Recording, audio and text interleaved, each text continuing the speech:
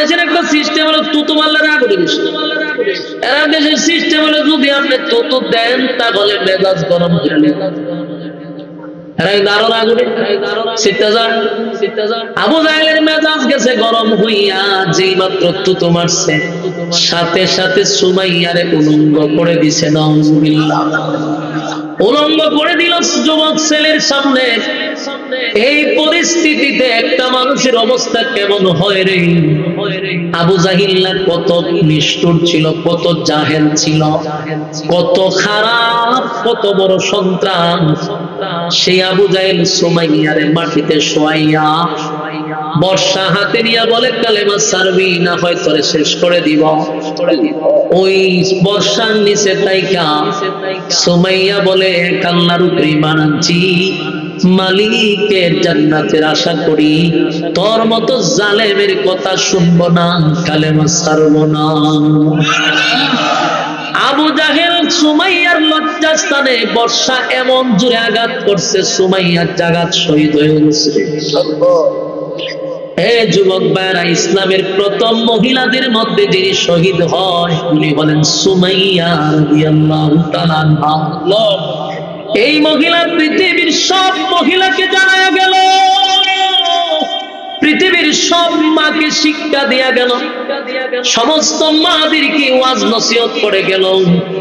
জীবনের মূল্যর চেয়ে ইমানের মূল্য বেশি, সন্তানের মূল্য থেকে ইমানের মূল্য বেশি, ঠিক কিনা? কারণ হাসরের মাঠে সন্তান আমাকে বাঁচাবে না।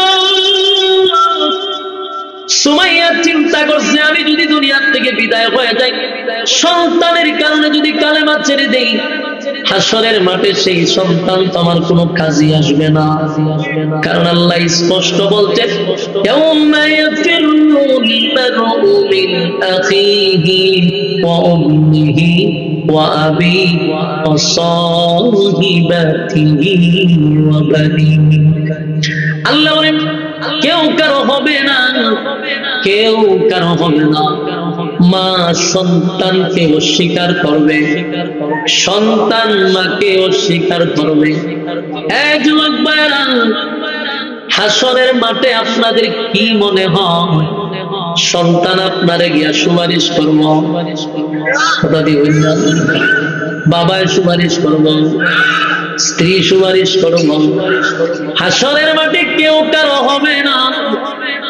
কিয়ামতের ময়দানে মা তার সন্তানের কাছে গিয়া পরিচয় দিতে রাজি না। সন্তান যাবে মার কাছে গিয়া বলবে মা গো একটা নেকি দেন, আমি আপনার সন্তান।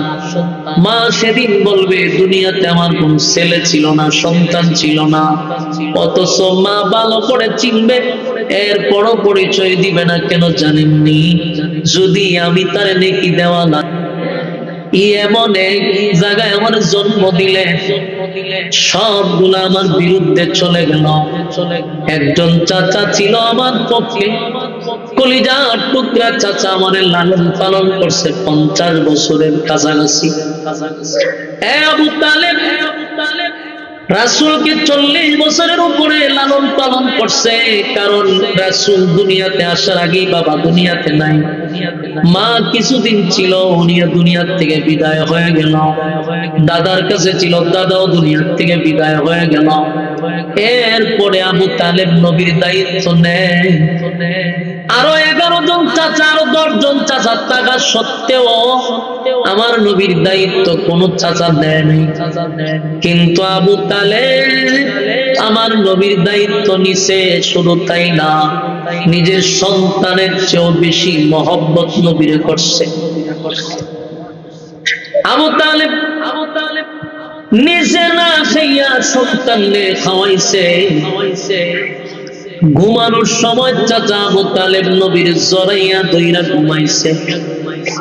নিজের সন্তানকে আগে খাবার দেয় নাই, নবী আগে খাবার দিছে। এতটা ভালোবাসছে নবীর, এতটা মহব্বত করছে। আল্লাহর নবী বলে মালিক নিজের বাবার আদর কোনদিন পাই নাই, বাবা কেমন দেখিও না, কিন্তু আমার চাচা যে আমার নিজের বাবার মতো লালন পালন করল। আমার বিরুদ্ধে কেউ কথা বললে চাচা সর্বপ্রথম তরবারি লইয়া দাঁড়াইতো, সেই চাচাটাও দুনিয়ার থেকে বিদায় হয়ে গেল। আমার সবচেয়ে কলিজার টুকরা প্রাণের স্ত্রী, যেই বিবি আমার জন্য, দ্বীনের জন্য, ইসলামের জন্য তার সমস্ত সম্পদ দ্বীনের রাস্তায় খরচ করে দিছে, ইসলামের পিছনে আমার বিবির বড় একটা অবদান ছিল। আম্মা জান খাদিজা, আল্লাহর নবী বলেন খাদিজা দুনিয়ার থেকে বিদায় হয়ে গেল। সুখের কথা দুঃখের কথা বলার কেউ নাই, এই জন্য আমি কান্দি না যে আমার খাদিজা মারা গেছে, এই জন্য কান্দি না। মালিক আপনি দিছেন, আপনি নিছেন, এখানে আমার কোনো অভিযোগ নাই।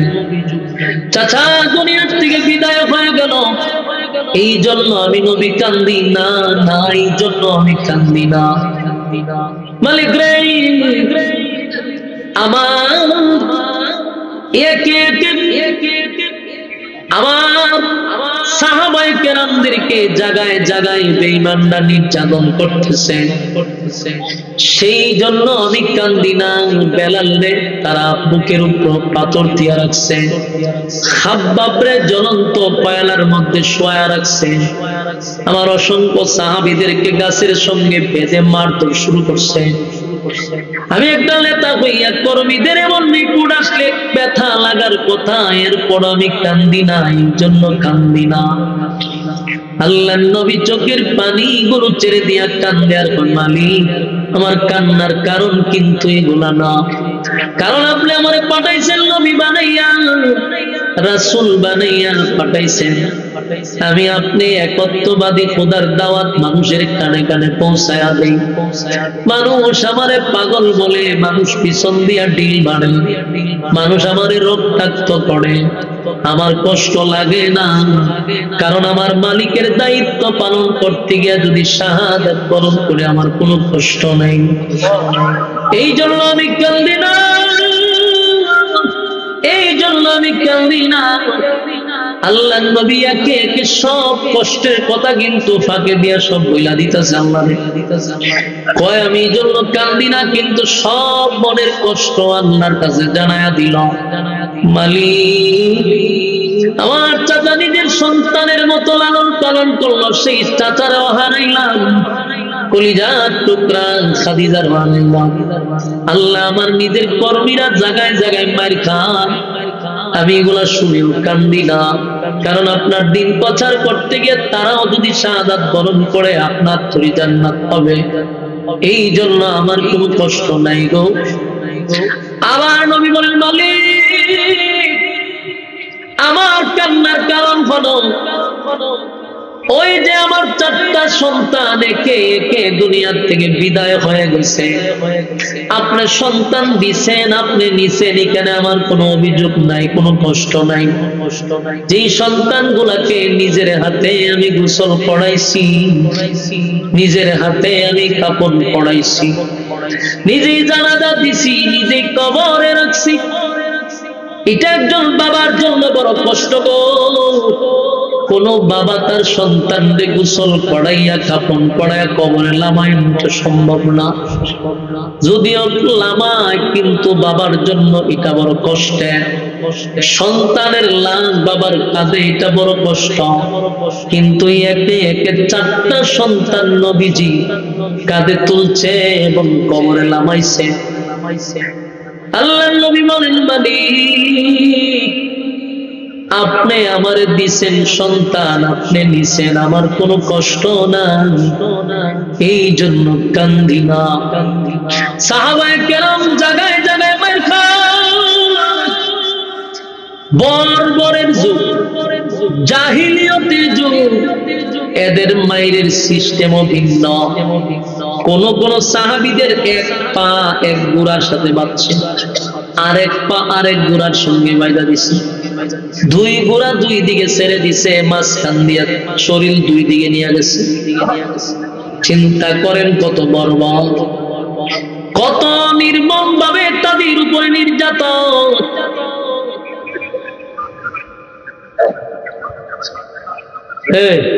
এখানে বইয়ে ভিডিও কলে কথা বল, ভিডিও কলে কথা বল, কই আইলাম বিপদ বললাম। লাইভে কথা কইতে কইলে হ্যাঁ দেখুক না অসুবিধা আপনার কথা মনোযোগটা লড়াই দিয়ে পাশাপাশি কোন কথা কয়েন না ভাই, একটা মনোযোগ দেওয়া শুনেন, আর কথা এলোমেলো হইব। শ্রোতা যখন এলোমেলো থাকে বক্তার কথা জীবনে গোছালো হইতো। আল্লাহর রাস্তায় একটু মনোযোগ দেন, কথা অগোছালো হয়ে যাবে। আমার কথাগুলো মনোযোগ দিয়ে শুনতেছেন? শুধু সূরাটা কেন নাজিল হলো এটা আপনাদেরকে আমি বুঝাইতে চাই। কেন আল্লাহ সান্ত্বনা দিল, কতটুকু কষ্ট পাইলে নবীর আল্লাহ খুশি করছে। একে একে ধরুন কতগুলা মুসিবত নবীর উপর দিয়া। 4টা সন্তান দুনিয়া থেকে বিদায় হয়ে গেল।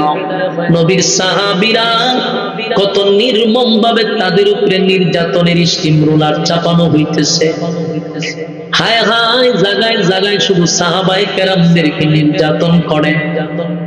আমরা তো শুধু বেলালের ঘটনা শুনছি, খাব্বাবের ঘটনা শুনছি, এরপরেও বহু সাহাবীরা এর শিকার করুণ অবস্থা হয়েছে।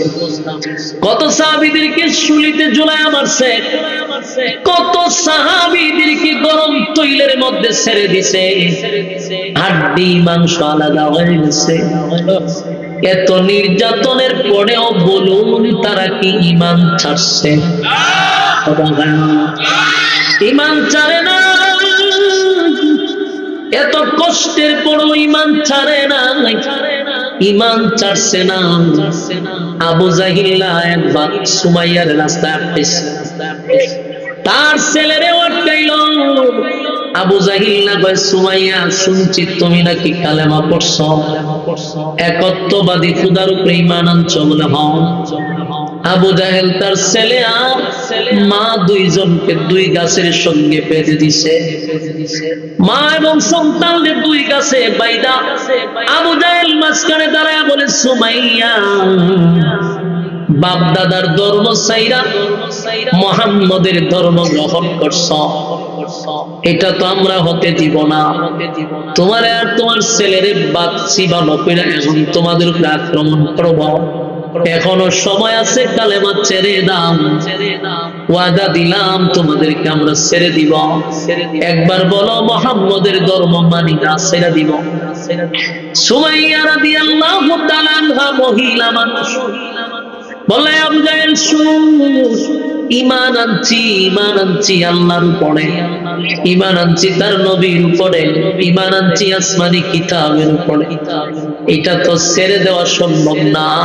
দুনিয়া ছেড়ে দিতে রাজি, ঈমান আমি ছাড়তে রাজি না। আবু জাহেল আরো কঠোর হয়ে গেছে, এর মেজাজ আরো গরম হয়ে গেছে। আবু জাহেল তার সন্তানের গাছের সঙ্গে বাইদা মার সামনে নির্যাতন শুরু করছে। চিন্তা করলো মার মনে তো সন্তানের প্রতি মায়া, তাই এই পরিস্থিতি দেখে মা হয়তো বা কালেমা ছেড়ে দিব। তাই সন্তান এত বেতের আঘাত করতে লাগলো, রক্তাক্ত শুরু করে দিল। মার সামনেই ছেলের রক্তাক্ত করলো। কিন্তু কেমন মা রে, সুমাইয়া কেমন মা ছিল। সুমাইয়া বলে, বাবা রে, আমি তোর মা বলছি, তোর সামনে যদি আমারও মারা হয় সাবধান বাবা, কালেমা ছাড়বি না। সুবহানাল্লাহ। মা সন্তানদের বলতে যে জীবন যদি চলে যায় সাবধান, কালেমা ছাড়বি না, কালেমা ছাড়বি না। এই দুনিয়া ক্ষণস্থায়ী, কিছু সময়ের জন্য নির্যাতন সহ্য কর। যদি ঈমান লইয়া কবরে যেতে পারস তাহলে চিরস্থায়ী সুখ শান্তির জায়গা জান্নাত পাবি। সুবহানাল্লাহ। যুবক ভাইরা, মা তার সন্তানরে নসিহত করে গো, সন্তানরে মা নসিহত করে, বাবারে রক্তাক্ত হয়ে গেছে শরীর, কোনো অসুবিধা নাই, জীবন বারবার দেওয়া হবে না, একবারই তুই জীবন পাইলি, আল্লাহর জন্য জীবন শেষ করে দে। মা ওয়াজ করতেছে, আবু জাহেল বুঝতে পারলো না সন্তানে আঘাত করলে লাভ হবে না। এবার সুমাইয়ার উপরে আবু জাহেল আক্রমণ শুরু করলো, এমন ভাবে নির্যাতন শুরু করলো যেন ছেলে কালেমা ছেড়ে দেয়। কিন্তু এত নির্যাতনের পরেও সুমাইয়া বারবার সন্তানকে বলে, বাবারে মালিকের কসম দিয়া বলি কালেমা ছাড়বি না, আমারে যদি তারা হত্যা করে তারপরও ছাড়বি না। সুবহানাল্লাহ। আবু জাহেলের রাগ উঠে গেছে, আবু জাহেলের রাগ উঠে গেছে। আবু জাহেল বলে, সুমাইয়া এখনো যদি কালেমা না ছাড়স তাহলে তোর সন্তানের সামনে আমি তোরে উলঙ্গ করে দিব। নাউজুবিল্লাহ। যুবক ছেলে কি গাছের সঙ্গী বেঁধে, ছেলেকেও বলতেছে কালেমা ছাড়বি না, তোর মার ইজ্জত তোর সামনে নিব। মারে বলতেছে তোর কাপড় রাখবো না সন্তানের সামনে। সুমাইয়া মুখের মধ্যে আবু জাহেলের থুতু মাইরা দিছে। সুবহানাল্লাহ। ঈমান কারারে দেখছে। আমরা তো ভয়ে তরতর করে কাঁপলাম। সুমাইয়া থু মাইরা কয়, তুই আমার জীবনও যদি নিয়ে নেস তাও তো কালেমা ছাড়তাম। আমার ইজ্জত নিয়ে গেলে ইজ্জত পাবো, কিন্তু ঈমান গেলে ঈমান পাবো না। আর আরব দেশের একটা সিস্টেম হলো তুতু মারলে রাগ উঠে গেছে। আরব দেশের সিস্টেম হলো যদি আপনি তুতু দেন তাহলে মেজাজ গরম করে নেন। আবু জাহেলের মেজাজ গেছে গরম হইয়া, যেই মাত্র তুতু মারছে সাথে সাথে সুমাইয়ারে উলঙ্গ করে দিছে। নাউজুবিল্লাহ। উলঙ্গ করে দিল যুবক ছেলের সামনে। এই পরিস্থিতিতে একটা মানুষের অবস্থা কেমন হয় রে? আবু জাহেল কত নিষ্ঠুর ছিল, কত জাহেল ছিল, কত খারাপ, কত বড় সন্ত্রাস। সেই আবু জাহেল সুমাইয়ারে মাটিতে শোয়াইয়া বর্ষা হাতে নিয়ে বলে, কালেমা ছাড়বি না হয় তোরে শেষ করে দিব। ওই বর্ষার নিচে তাইকা সুমাইয়া বলে, কান্নার উপরে ঈমান আনছি, মালিকের জান্নাতের আশা করি, তোর মতো জালেমের কথা শুনবো না, কালেমা ছাড়বো না। আবু জাহেল সুমাইয়ার লজ্জাস্থানে বর্ষা এমন জোরে আঘাত করছে, সুমাইয়ার জাগাত শহীদ হয়ে গেছে। যুবক ভাইরা, ইসলামের প্রথম মহিলাদের মধ্যে যিনি শহীদ হয় উনি হলেন সুমাইয়া রাদিয়াল্লাহু তাআলা আনহা। এই মহিলা পৃথিবীর সব মহিলাকে জানায়া গেল, পৃথিবীর সব মাকে শিক্ষা দিয়া গেল, সমস্ত মাদেরকে ওয়াজ নসিহত করে গেল। জীবনের মূল্যর চেয়ে ঈমানের মূল্য বেশি, সন্তানের মূল্য থেকে ঈমানের মূল্য বেশি, ঠিক কিনা? কারণ হাসরের মাঠে সন্তান আমাকে বাঁচাবে না। সুমাইয়া চিন্তা করছে, আমি যদি দুনিয়ার থেকে বিদায় হয়ে যাই, সন্তানের কারণে যদি কালেমা ছেড়ে দেই, হাসরের মাঠে সেই সন্তান তো আমার কোনো কাজে আসবে না। কারণ আল্লাহ স্পষ্ট বলছেন, ইয়াউমা ইয়াফিরুল মারউ মিন আখিহি ওয়া উম্মিহি ওয়া আবিহি ওয়া সাহিবাতিহি ওয়া বানিহি। আল্লাহ বলেন, কেউ কারো হবে না, কেউ কারো হবে না। মা সন্তানকে অস্বীকার করবে, সন্তান মাকে অস্বীকার করবে। যুবক ভাইরা, হাসরের মাঠে আপনাদের কি মনে হয় সন্তান আপনারে গিয়া সুপারিশ করব? কথা দিয়ে বাবায় সুপারিশ করব, স্ত্রী সুপারিশ করব। হাসরের মাঠে কেউ কারো হবে না। কিয়ামতের ময়দানে মা তার সন্তানের কাছে গিয়া পরিচয় দিতে রাজি না। সন্তান যাবে মার কাছে গিয়া বলবে, মা গো একটা নেকি দেন, আমি আপনার সন্তান। মা সেদিন বলবে, দুনিয়াতে আমার কোন ছেলে ছিল না, সন্তান ছিল না। অথচ মা ভালো করে চিনবে, এরপরও পরিচয় দিবে না। কেন জানেননি? যদি আমি তার নেকি দেওয়া লাগে। তার মানে হাসরের মাঠে এত নিষ্ঠুর, এত নিষ্ঠুর, এত নিষ্ঠুর। মা সন্তানদের পরিচয় দেয় না, সন্তান মারে পরিচয় দেয় না। স্ত্রী স্বামীরে পরিচয় দেয় না। স্বামী বলবে প্রাণের বিবি গো, তোমারে খুশি করার জন্য গ্রামে আমি তোমারে রাখি নাই, শহরে নিয়ে রাখছি। তোমারে খুশি করার জন্য মা বাবারে গ্রামের কুড়ে ঘরে রাখছি। তোমারে খুশি করার জন্য আমি শহরে গিয়া প্রাণে তোমারে রাখছি। তোমার মুখের হাসি ফোটানোর জন্য দামি দামি গয়না শাড়ি তোমারে দিছি, ভালো খাবারের ব্যবস্থা করে দিছি। যদিও বছরে আমার মা বাবার খবর আমি একবারও নিই নাই, কিন্তু তোমারে খুশি রাখছি। আজকে হাসরের মাঠে আসছি একটা নেকির জন্য, আমি বড় মুসিবতে পড়ছি। প্রাণের বিবি একটা নেকি কি আমারে দেওয়া যায়? কি মনে হয় দিব? কথা ফেলতে দিয়েন, বালা করে শাড়ি কিনে দিন, ভালো করে গয়না কিনা দিয়ে অসুবিধা নাই, দিতে নিতে আমি ডাইরেক্ট নিষেধ করি না। আপনার স্বামী হিসাবে বউরে যত্ন দেওয়ার দিবেন, কিন্তু মা বাবার মাইনাস করে না। দিলেন বলতে বল, মা বাবার মাইনাস করে দেওয়ার কথা বলি না। আপনি বউরে রাখলেন শহরে ফ্ল্যাটে, আর মা বাপরে রাখলেন কুড়ের ঘরে, একবারও খবরও নিলেন না কি খাইল কি করল। কিন্তু বউয়ের বাপের বাড়ির সবার খবর নেন আপনি। এরকম ইনসাফের কথা বলি নাই, কিন্তু আপনি যদি এইভাবে করতেই থাকেন, কিন্তু আপনার ভবিষ্যৎবাণী দিয়া যায়, কারণ এই বিবি আপনার 4 পয়সার কোনো কাজে আসবে না। 4 পয়সার কোন কাজে আপনার আসবে না। বিবি হাসরের মাঠে কি বলবে জানেন? কইব দুনিয়াতে আমার বিয়ে হইছে না। বিবি তার স্বামীরে ভালো করেছিল, সিনার পরেও বলবে দুনিয়াতে আমি বিয়েই করছি না।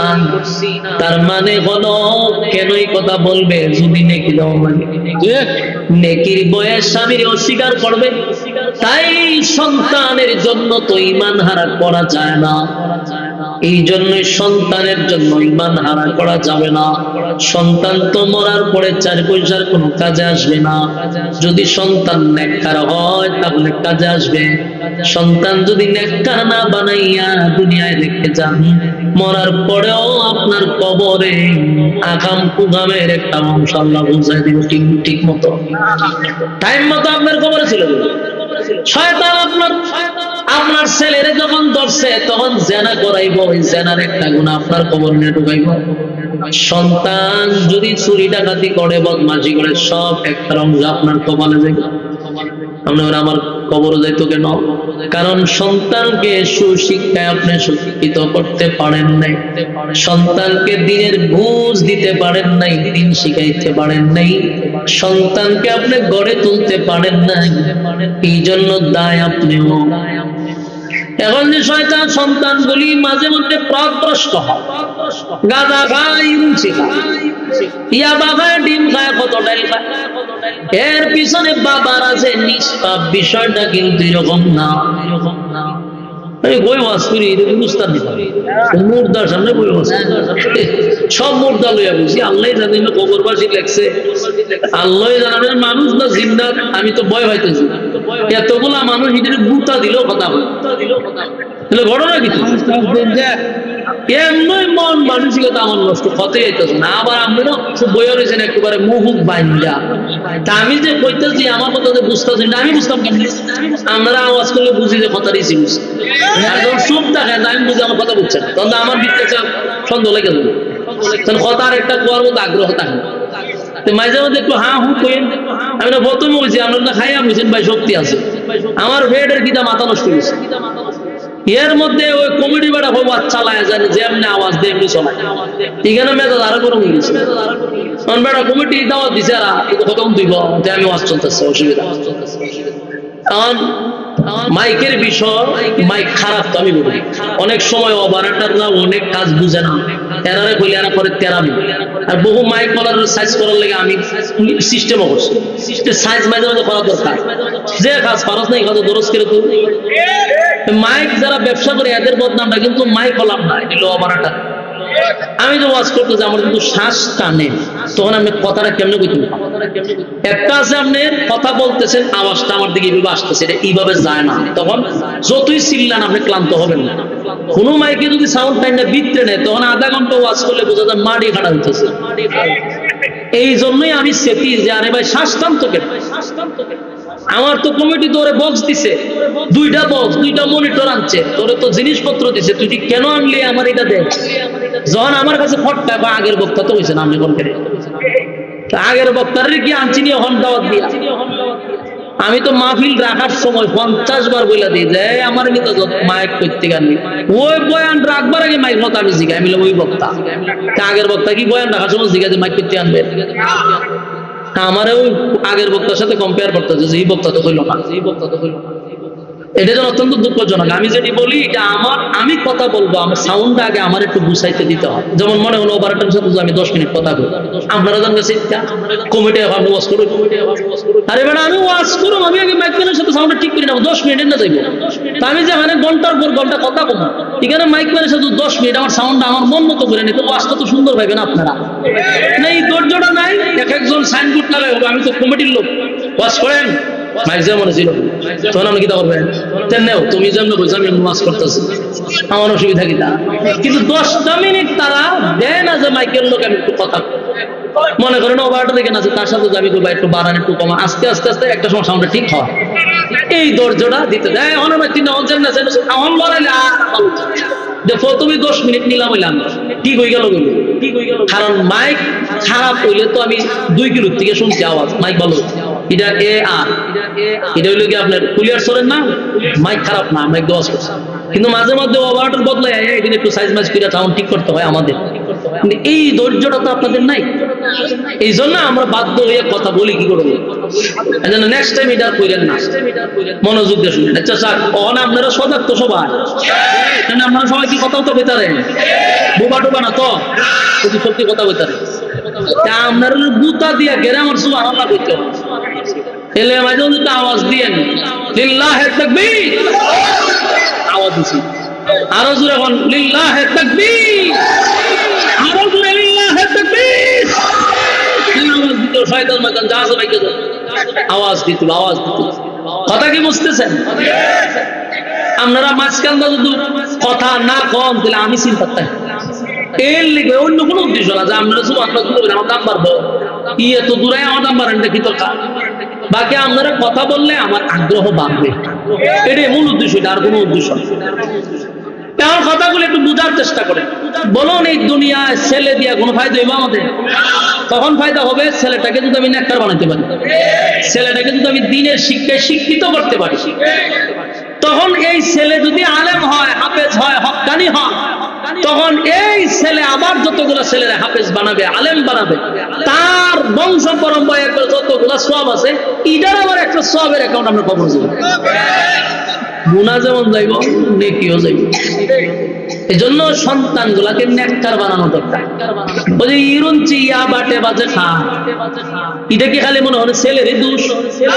একটা সময় আমরা যারা এখন গুলাটা করে মারাত্মক বেদতুমি দেখুন রয়ে গেছে, জিগাই কেড়ে জিগাই খয়জোর হেতু পিঠা খায়, তখন আমি কইতেছি যে খায় দিদি কি একদিনে খাই দিছে, এটা শিখতে তোর অনেক সময় লাগছে, আর এটি যে কই পাওয়া যায় এটা তো আমিও জানি না। আমারও যদি কেবল যদি প্রিয়া বা কোনো আমি তো আইসো বলতে কোথাও না, যদি ফায় কই কোথার থেকে মানে নলেজ আমার নাই, দাঁড়ানো নাই, তুই হে কেমনি যাস গেল দেখি এমনি এমনি গেছে গা না, বহু লাইন গার্ড করে করতে করতে করতে করতে এবার আবার কাছে গেছে। আর এর জন্য দায়ী হলো মা এবং বাবা। মানে যতই আমার বুঝান আমি বলবো কেন আপনার ছেলে ঘর থেকে বাইরেছে, এছাড়াই তো 10টার পরে ঘর আইছে, আপনারা জিজ্ঞান না কেন যে তুই 10টার সময় কেন আইলি, তুই কি চাকরি খরচ বলে না, ব্যবসা খরচ বলে না, তাহলে তো 10টার পরে আবার দরকার কি, তুই এত সময় কোথায় ছিল? এইগুলা তো আপনারা তদারকি করেন না, কারণ সঙ্গী গুণে লোহা জলে বাসে, আমরা একটা গ্রাম্য প্রবাদ, যতগুলা ছেলে নষ্ট হয় সব বন্ধুর কারণে নষ্ট হয়। সঙ্গী যদি ভালো হয় তাহলে সেও ভালো হবে। মানে এর বন্ধুটা খায় সিগারেট, কি মনে করেন আপনার আপেল লাগবে,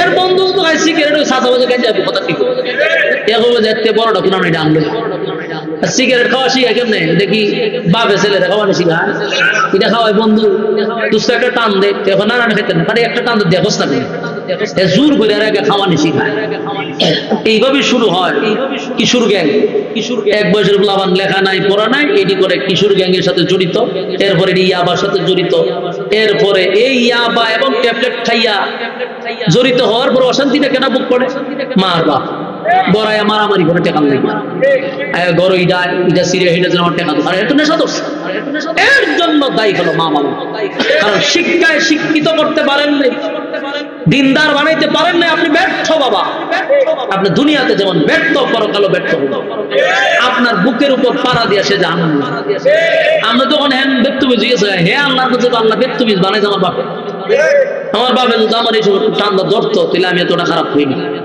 এই জন্য প্রতিটা ছেলে রাতের 9টা 8টার ভিতরে কইতে তুগায় বের করবে মিশতে দিবেন কম আমি এখনো বলছি যাদের ছেলে মেয়ে এখনো আছে এখনো ভালো করার দায়িত্ব আপনাদের নাহলে এই জ্বালা ভোগ করবেন মরার আগ পর্যন্ত কিন্তু মারাত্মক জিনিস ওই আগে চেয়ারম্যানে কইছে যে মাদক বন্ধ করো এই ধরনের লেকচার এটা শুনতে আমরা মজা লাগে এরা এটা লেকচারের মাতো উঠলে আমরা মেজাজ করি এরা এটা ফাঁসান করার সুযোগ দেয় এরকম মাদক মুক্ত চায় যদি মাদক চালান করো আর জনগণের সামনে এখন মাদক মুক্ত চাই এই 16 বছর এই দরবার করছে এরা এই নাটক 16 বছর করছে ফিরে ফিরে সামরা তুলে নেবেন বাইরে বদমাইশের দল সাপ্লাই খরচ করা আর জনগণের সামনে এখন মাদক দূর করতে হবে আগে মাহফিলে আমরা ওয়াজ করতাম তো প্রশাসনের লোক আইতো আয়া একটু মাইকটা তুলে হইতো এই থানা আমরা মাদক মুক্ত করব এই থানাকে আমরা ট্যাবলেট মুক্ত করব অথচ এই ট্যাবলেট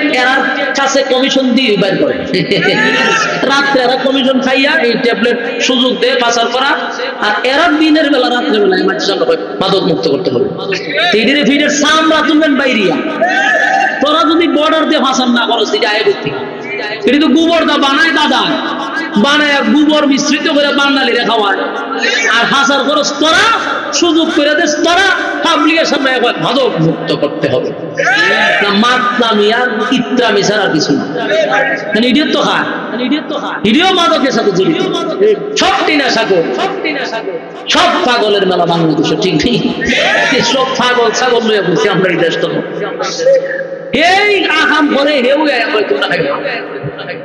এই নাটক বন্ধ আপনার ছেলে দায়িত্ব আপনার সন্তানের দায়িত্ব কি আমার সামনে আপনি বাচ্চা জন্ম দিচ্ছেন এটা আপনি নিয়ন্ত্রণে আনেন না কেন এটি তো 12-15 বছর আর পারতেন এরপরে আমরা উল্টায় দৌড়াইব এত মাথা নষ্ট এই জন্য এখনো ভাই হাতে ভাই আপনার সন্তানকে আপনি নেশামুক্ত করেন লাগালের বাইরে যাইতে দিবেন না এখন তো মানতেছে একটা সময় আপনার কথা মানবে না যতটুকু আপনার শক্তি আছে ততটুকু প্রয়োগ করেন দেখবেন শান্তিতে ঘুমাইতে পারবেন তুলা যদি হিরুঞ্চি হয় শান্তির মারে খাপন করে দাফন করে ছেড়ে দিবে এজন্য সন্তান দুনিয়া তো কোনো কাজে আসে যদি না হয় নেককার তাহলে দুনিয়া তো কাজে আসবে না ছেলে যদি নেককার হয় হাফে জালেম হয় বলুন তো আমার একটা জবাব দেন কোন মসজিদের ইমাম কোন মসজিদের মুয়াজ্জিন কোন আলেম তার মা বাবারে দূরে আসবে না খাইছেননি কোন এরপরে টেকার লেগে গোড়াইয়াছি না মাদ্রাসা থেকে ছেলে যদি পরেও বয়স তার কম এরপরে তো গরু গিয়ে আমরা পিডাইতো না টেকার লেগে আস্তে আস্তে তার পরিবেশের সাথে সে গড়ে উঠছে মাদ্রাসার পরিবেশ জান্নাতি পরিবেশ সেখানে গিয়ে সে গড়ে উঠছে সে আপনাকে টাকার জন্য ঘরে গিয়ে ইটানো দিবে না ঢিল দিবে এই জন্য সন্তানগুলারে মানুষ করার দরকার আছে না যুবক ভাইয়েরা কথাগুলি মনোযোগ দেন এই যে গুরুত্বপূর্ণ কথা এরা রুফিকে বুঝাই দিল যে কিশোর গ্যাং ওই পিছনে কিশোর গ্যাং ওই এরা রুফিকে ওয়াজ করছে এরা এখন বইতো না ওয়াজ করুন না এখন এরা উচ্চা জায়গা কিতাব বুঝছেন আপনি ওয়াজের একশন কইতা যাইতেছে এরা ওয়াজ করি এরা উচ্চা জায়গা হ্যাঁ মনোযোগ দেন ওয়াদা করেন যে আমি আমার সন্তানটাকে নেককার বানাবো এই নিয়ত করেন নিজে নামাজ পড়েন ছেলেটারে লইয়া যান মসজিদের সাথে প্র্যাকটিস করো তোমার আমনে তসবিহ লিয়া যাবেন আর ফুলাই আমাদের আঘাত করে আপনি তসবিহ পড়ার লাভ দিতা আপনি নিজে 5 ওয়াক্ত নামাজ পড়েন, পোলায়া খান, এই ইবাদতের 4 পয়সার কোনো দাম আল্লাহর কাছে নাই। আল্লাহ বলেন ইয়া আইয়ুহাল্লাযীনা আমানু কু আনফুসাকুম ওয়া আহলিকুম নার। আল্লাহ বলেন হে ঈমানদাররা, নিজে জাহান্নামের আগুন থেকে বাঁচো এবং তোমার পরিবার আহালকে জাহান্নামের আগুন থেকে বাঁচাও। আল্লাহ শুধু আপনাকে নিজে বাঁচার জন্য বলে নাই, বলছে তোমার আহালকে বাঁচাও, তার মানে তোমার সন্তান স্ত্রীকে বাঁচাও। নিজে জান্নাতে যেতে পারবেন না যদি সন্তান জাহান্নামী হয়। আমার যুবক ভাইয়েরা, তাই সন্তান দিয়া কোনো গ্যারান্টি নাই। সুমাইয়া কিন্তু 1500 বছর আগে ওই বর্ষার নিচে থাইকা বুঝতে পারছি সন্তান দিয়ে আমার কোনো ফায়দা হবে না। সুবহানাল্লাহ। সুমাইয়া আবু জাহেলের বর্ষার নিচে থাইকা বলে আমার সন্তান কেন, আমার যদি বারবার তুই হত্যা করস, আমার সন্তান এরকম 1000টারে আমি জবাই করতে পারি দিনের জন্য, ইসলামের জন্য। সুবহানাল্লাহ। সুমাইয়া ডায়েরি কি বলছে, আমার ছেলেকে একবার কেন, যদি 1000 বার জীবিত করা হয় আর আল্লাহর রাস্তা, দিনের রাস্তা ঈমান টিকায় রাখতে গিয়ে আমি 1000 বার সন্তানকে আমি শহীদ করে দিব, এরপরও আমি কালেমা ছাড়ব না। কারণ সন্তান কোনো কাজে আসবে না যদি নেককার না হয়। যুবক ভাইরা আমার, এরপরে সুমাইয়ারে হত্যা করলো ওই আবু জাহেল কালেমা পড়ার অপরাধে। নবীজির প্রত্যেকটা কর্মী জায়গায় জায়গায় জায়গায় জায়গায় নির্যাতিত, নিপীড়িত, লাঞ্ছিত, অসংখ্য ব্যথায় ব্যতীত হইয়া নবী যখন কান্দে আর বলে বলি এই জন্য কান্দি না, আমি যেই কারণে কান্দি তার কারণ হলো আমি যখন এতগুলা কষ্টে জড়িত, এতগুলা ব্যথায় ব্যতীত, আমারে সান্ত্বনা দেওয়ার মতো মক্কা নগরীতে কেউ নাই গো। কেউ আমার একটা সান্ত্বনা দিল না। আমার চাচিমার চাচা মারা গেল, স্ত্রী মারা গেল, আমি রক্তাক্ত, আমার কর্মীরা মার খায়, আমার সন্তান মারা গেল, কেউ আমার সান্ত্বনা দিল না। এটা আমার দুঃখ লাগে নাই, দুঃখ লাগে আমার আপন চাচি আবু লাহাবের বউ, নবীর আপন চাচি উম্মে জামিল। ওই মহিলা মানুষের কাছে গিয়া কয় মুহাম্মদের দিন ধর্ম বেশি দিন জমিনে টিকবে না। আপনারা লাগাতে নাউজুবিল্লাহ আছে থাকলে বয়ান নজর।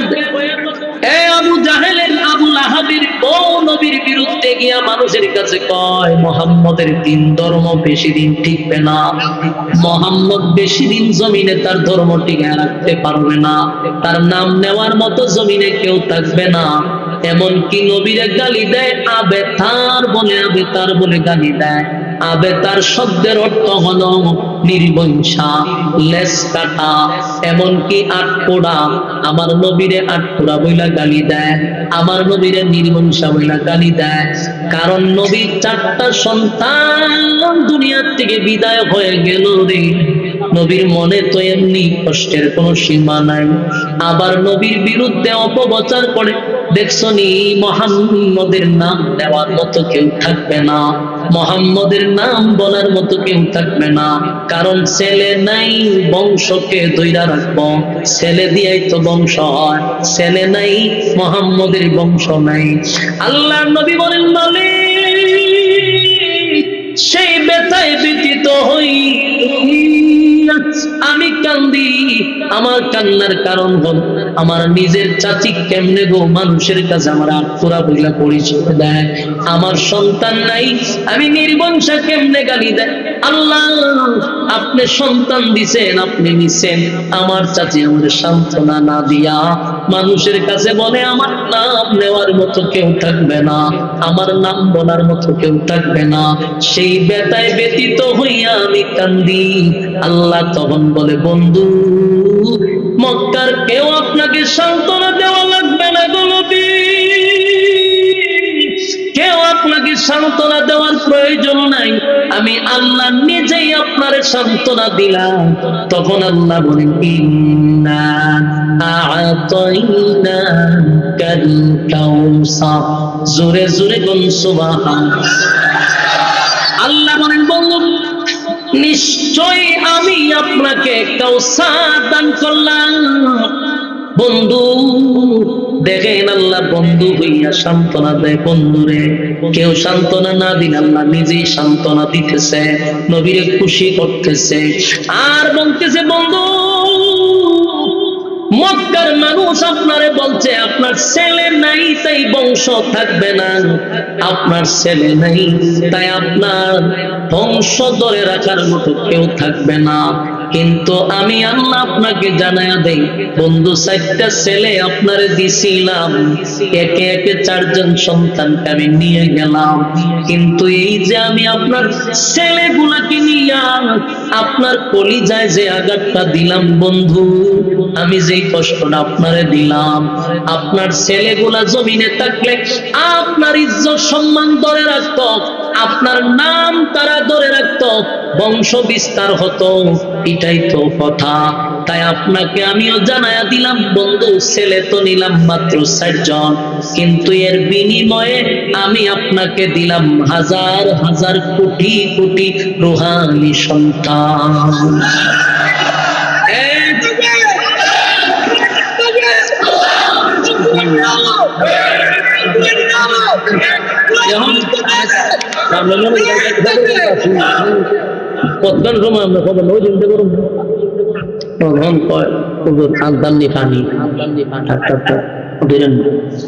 বলুন রুহানি সন্তান কারা? আমরা রুহানি সন্তান। কারা? আমরা রুহানি সন্তান। নবীর উম্মতটাই হলো নবীর রুহানি সন্তান। সুবহানাল্লাহ। যুবক ভাইরা, নবীর রুহানি সন্তান আল্লাহ কারে বুঝাইলেন? আমরাই হলাম নবীর রুহানি সন্তান, আমরা হলাম নবীর রুহানি সন্তান। তাই আল্লাহ বলে, বন্ধু ছেলে থাকলে আপনার ইজ্জত ধরে রাখতো, আপনার সম্মান ধরে রাখতো। আমি আল্লাহ ওয়াদা দিলাম, এই জমিনে বহু রুহানি সন্তান আপনারে দিছি, তারা আপনার ইজ্জত ধরে রাখার জন্য, আপনার সম্মান ধরে রাখার জন্য তারা অপ্রয়োজনে জীবন দিবে, কিন্তু আপনার ইজ্জত নষ্ট করতে দিবে না। ঠিক কিনা বলেন? নবীর ইজ্জত নিয়ে কেউ কথা বললে আমরা কি ছেড়ে দিব? নবীর ইজ্জত রক্ষা করতে আমাদের জীবন যদি দিতে হয় জীবন দিব, তাও নবীর ইজ্জত নষ্ট করতে দিব না, কারণ আমরা হলাম নবীর রূহানি সন্তান। ঠিক কিনা? আমরা নবীর রূহানি সন্তান। তাই আল্লাহ বলে, বন্ধু ছেলে তো দিছিলাম 4 জন, কিন্তু আপনারা যখন দিছি রূহানি সন্তান হাজার হাজার কোটি কোটি, এই রূহানি সন্তান আপনার থাকবে।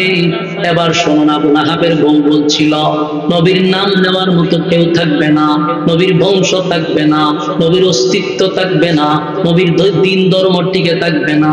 বলুন তো দেখি, 1500 বছরের ভিতরে আবু লাহাবের নাম কোন বাচ্চার নামে রাখছে?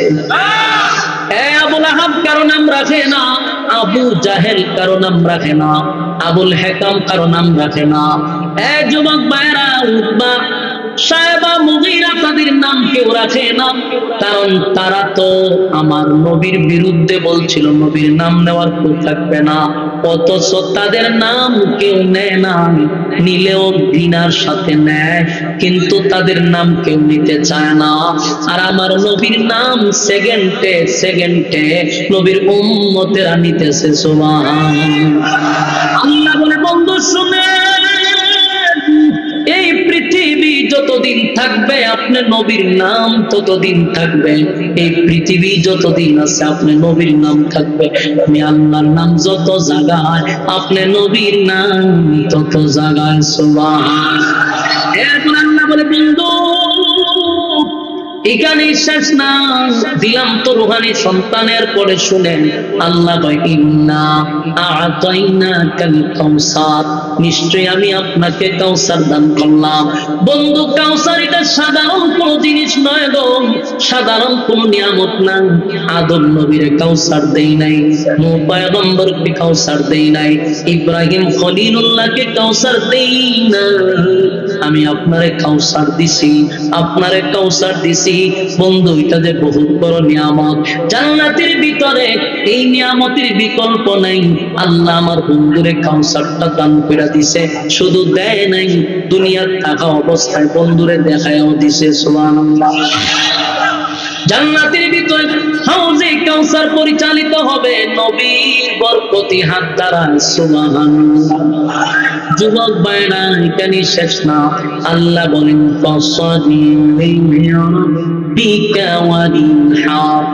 আর আপনার রবের জন্য আপনি সালাত আদায় করবেন আর কুরবানি দিবেন। এখানে সালাতের কথা আসছে, মানে নামাজের কথা। আপনার রবের জন্য নামাজ আদায় করুন, আপনার রবের জন্য কুরবানি দেন। তার মানে তাফসীরকারকরা বলে সালাতের কথা কেন আসলো, এর সাথে হাউজে কাউসারের একটা সম্পর্ক আছে। কোন বেনামাজিকে আমার আল্লাহ কাউসার দান করবে না, কোন বেনামাজিকে কাউসারের পানি পান করাবে না, তাই সালাতের কথা বলা হয়েছে। এরপরে আছে ইন্না শানিআকা হুয়াল আবতার। আল্লাহ বলেন নিশ্চয়ই তারা আবেতার। ওই যে নবীরা আবেতার বইলা গালি দিছিল, আমার আল্লাহ কি কয়, নিশ্চয়ই তারা আবেতার, নিশ্চয়ই তারা নির্বংশ। এই কথা শুনুন, নিশ্চয়ই তারা আবেতার। অথচ আবু লাহাবের বউ বলছিল নবীরা আবেতার, আর আল্লাহ কয় ইন্না শানিআকা হুয়াল আবতার। তারাই আবেতার, তারাই নির্বংশ, তারাই লেজ কাটা, তারাই মুখ কাটা, তারা নির্বংশ।